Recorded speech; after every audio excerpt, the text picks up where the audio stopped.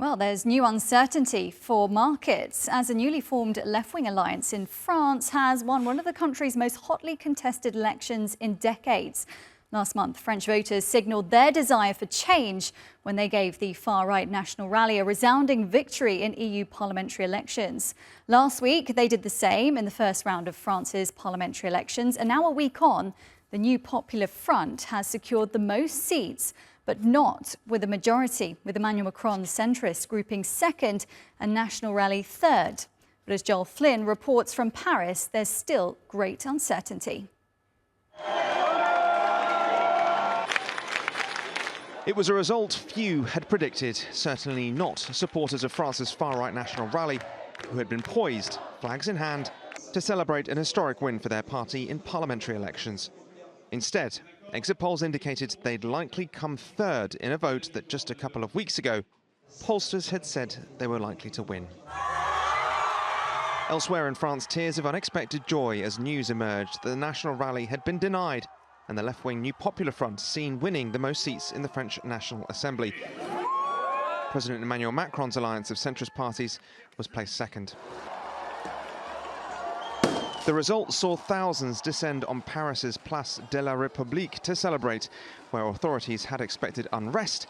Instead, there was celebration, even amid the uncertainty this election has plunged their country into. For the far right and their leader Marine Le Pen, the inquest began immediately, and so too did the blame.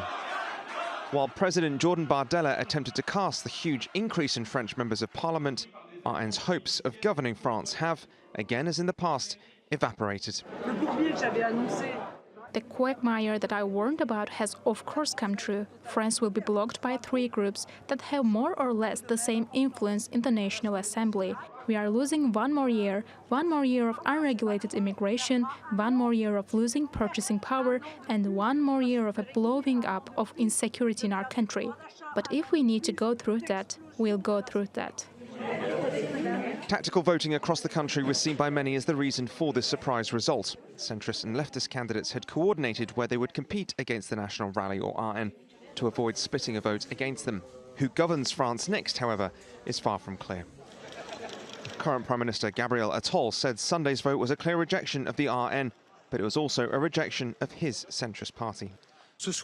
Tonight, the political group I represented in this campaign, even if it scored 3 times more than what was predicted in recent weeks, does not have a majority. And so, being loyal to Republican tradition and to my principles, I will hand in my resignation letter to the President. Macron may yet reject Attal's resignation, but the options he has open to him and how to form a government that can legislate France remains unclear. The leader of the New Popular Front's biggest component, however, claimed it was obvious. The President has the power and the duty to call on the New Popular Front to govern. The party is ready. We will respect this result and the vote cast for its candidates. Our word will be respected. The New Popular Front will enact its manifesto, all its manifesto, and nothing but its manifesto. Jordan Bardella and the National Rally have tried to present a defiant front here tonight, but there is no denying that this shock result has kept them from power. But it has also plunged France into crisis and uncertainty. Amid the myriad number of unanswered questions to emerge from it, one key point remains that this is a country divided and polarised. Whatever government is formed next will need to find a way through that. Joel Flynn, TRT World in Paris.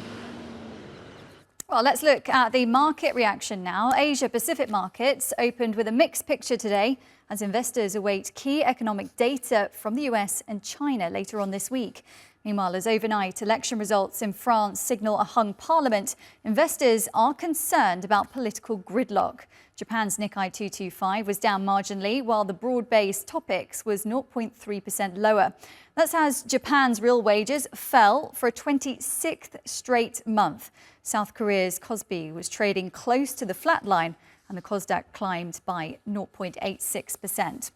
Well, Hong Kong's Hang Seng Index dropped and the mainland Chinese CSI 300 dipped by 0.3% on pace for a fifth day of losses and marking its lowest level since February. Australia's S&P 200 dropped for a second straight day of losses. Meanwhile, the euro slipped slightly by 0.2% to $1.08, and long-term French bond futures also fell in early trading today as investors face concerns that France will have a hung parliament with no party holding majority following the parliamentary elections. Well, let's get more on this now with Christopher Tahir in Kuala Lumpur. He's a senior market strategist at XNES. Thank you for joining us today. How did Asia Pacific markets react as investors are awaiting US and China economic data from later on this week? Thank you for having me. So currently, the market participants seem to be very cautious and not overly aggressive towards overall markets.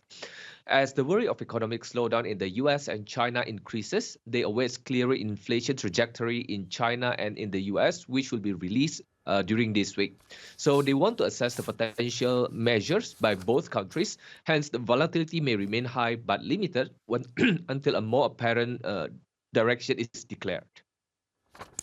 Okay, thank you, Christopher. And moving on to my next question, what impact would you say Japan's falling real wages have had on the stock markets across the day? As we all know that Japan has been hit with weaker yen for the past couple of months. So in this case, falling real wages which will impact towards the lower potential consumption in the future, which will eventually lower the potential growth of the companies and also the country itself, and reduce a potential of a rate hike, because it has been the narration in the past couple of weeks. So with this fact, it will reduce the potential of rate hike, and at the same time, it will be more unlikely. It will be more unlikely to have a rate cut because the economic data releases show mixed results without a very clear direction to the inflation. We've obviously got the situation going on in France right now with a potential hung parliament. Why do you think investors are concerned about France's political gridlock after the election?